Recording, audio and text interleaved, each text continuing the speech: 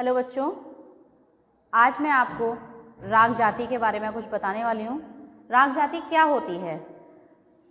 हमारे राग में जो स्वर लगते हैं, राग गाया जाता है, संगीत में राग होते हैं बहुत सारे। जो स्वर हमारे राग में लगते हैं, प्रयोग में लाए जाते हैं, उनकी संख्या के अनुसार राग जाति का वर्णन किया जाता है।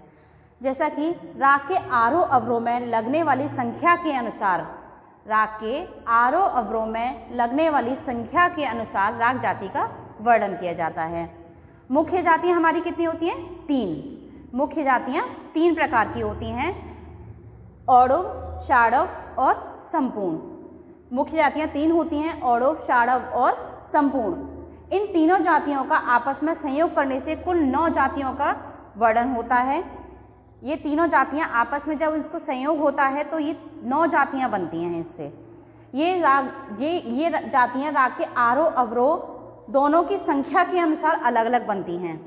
यहाँ पे आरोह की संख्या और अवरोह की संख्या दोनों की अलग अलग ली जाती है, तभी ये 9 जातियाँ बनती हैं। इन 9 जातियों के नाम और संख्या इस प्रकार दिए हैं।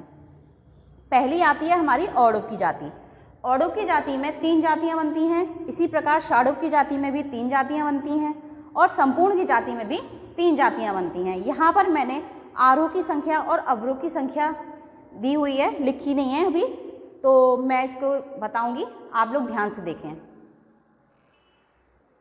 तो औडव की 3 जातियाँ हैं, औडव, औडव। तो औडव की जो संख्या होती है आरोह की, ये 5 होती है, और ये औडव की यहाँ पे आरोह की संख्या, अवरोह की संख्या होगी, ये भी 5 होगी, क्योंकि औडव जाति में 5 स्वरों का प्रयोग होता है।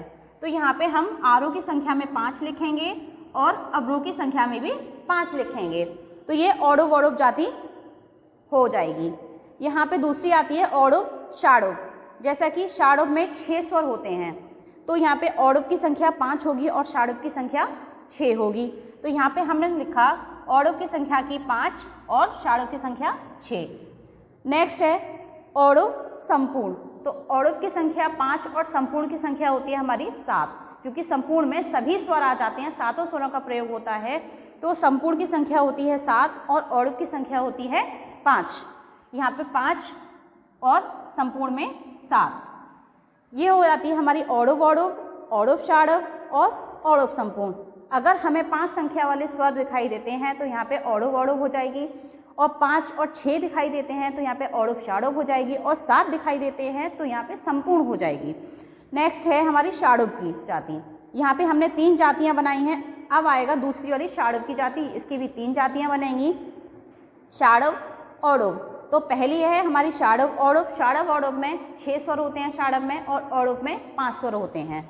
तो यहाँ पे आरोह की संख्या 6 और अवरोह की संख्या 5। नेक्स्ट है षाडव, षाडव।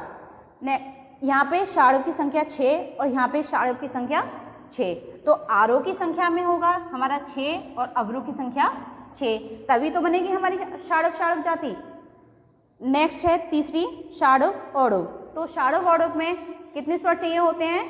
6 और 5। औडव की संख्या 5 होती है और षाडव की संख्या 6 होती है। तो हमारी आरोह की संख्या में 6 और अवरोह की संख्या में 5 स्वर होते हैं। अगली जाति आती है संपूर्ण की। संपूर्ण में 7 स्वर लगते हैं, उसमें 7 की संख्या होती है। तो आरोह की संख्या में पहली जाति हमारी आती है संपूर्ण। तो संपूर्ण में आरोह में 7 और अवरोह में भी 7 स्वर लगेंगे। तो यहाँ पे हमने लिखा आरोह में 7 की संख्या और अवरोह में ये 7 की संख्या। नेक्स्ट है दूसरी जाति संपूर्ण षाडव। तो संपूर्ण में आरोह में 7 की संख्या और षाडव में 6 की संख्या, यहाँ पे 7 और 6। तीसरी है संपूर्ण औडव। संपूर्ण में 7 की संख्या और औडव में 5 की संख्या।